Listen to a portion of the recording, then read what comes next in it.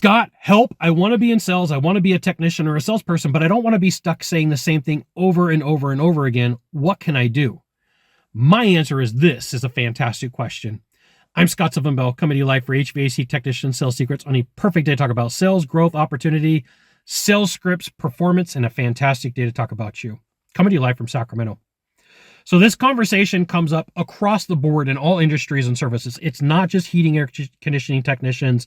It's not just HVAC salespeople. It's not plumbers. It's everything. It's consultants. It's across the board.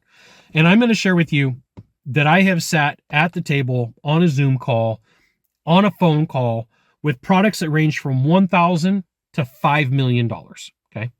And in those products that range from $1 to $5 million, there's a standard thing that sticks out to me is the people who make those sales and the people who close those deals say the same thing over and over and over and over again because they've practiced and rehearsed it. But they've made it their own. They've made it so that it doesn't sound like a script. And so here's what happens when somebody's brand new. So somebody goes out and says, hey, I want to be a technician. I want to be a salesperson in whatever role that they want to be. And then they're given a script, right? This is what you say. And so what happens is instead of saying it how you would say it, it takes about 100 repetitions for it to feel natural, okay? It takes about 100 repetitions for you to be like, oh, that's just how it's going to be. That's just what it's going to be, right? So if you watch my videos, I say the same thing over and over again.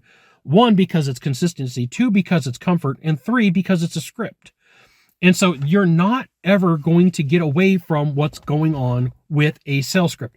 You could go a little bit off script. You can go medium off script. But if you go crazy off script, what's going to happen is you can't calculate your results. And so I have a saying, it's not a sales call, it's a performance.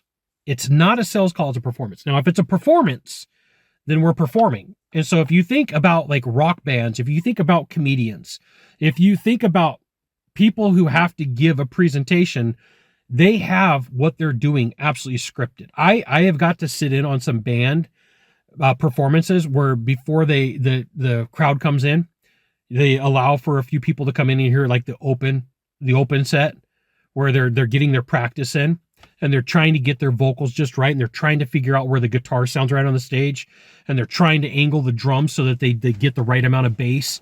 Like, you're going to tell me that they don't practice. You're going to tell me that that's not important. I'm going to tell you it is.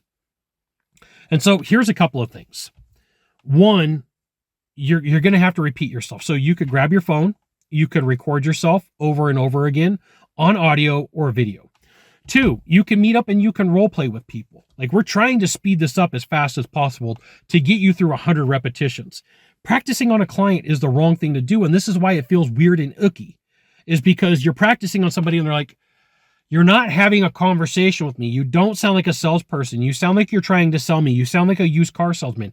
If people are telling you that, what that means is you are on script. Good. But you don't own that script. You haven't put the vocal pitch and tone to it. So as you're building rapport, you're one person. As you go into scripting, you're another. Okay? Like, this is one of the most misunderstood things in sales, period.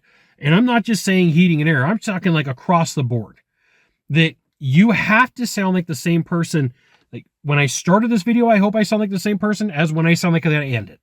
There might be times where I pause and I fluster a little bit. That's done on purpose. That's done so it doesn't feel like it's perfect. I'm not a perfect human being. I make mistakes. I say I say ah. I don't always say what needs to be said. Sometimes I mix up words. But I'm going to share this with you. Hands down, 9.9 times out of 10, you're going to have a higher closing rate by going on a sales process that you know, that you are comfortable with, but you have to put in the work, right? This is where I start getting pushback from people like, Scott, I want to be in sales, but I don't want to role play. Like, don't be in sales. Scott, I want to be in sales, but I don't want to practice. Don't be in sales. Like, this is the easy conversation to have.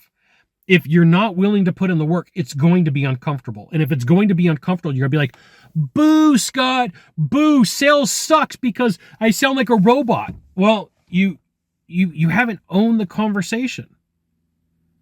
You haven't taken the time to say what's necessary. I'm going to let you know, I just shot a video that I had to start at the beginning 17 times. That is not normal for me. But it took 17 times for me to get the video. I wouldn't count it. Like, why is this so hard for me today? For whatever reason, it took me 17 starts to get that video going. I'm going to let you know. It's practice, it's work, and it's effort. And if it was easy, everybody else would do it. You got 1 of 3 things to do from here. Just 1 of 3. Find the subscribe button, click on it, and every time I send out a video, you'll get an update. 2, hit follow. 3, share this video with a friend. We'll see you soon. Thanks for watching.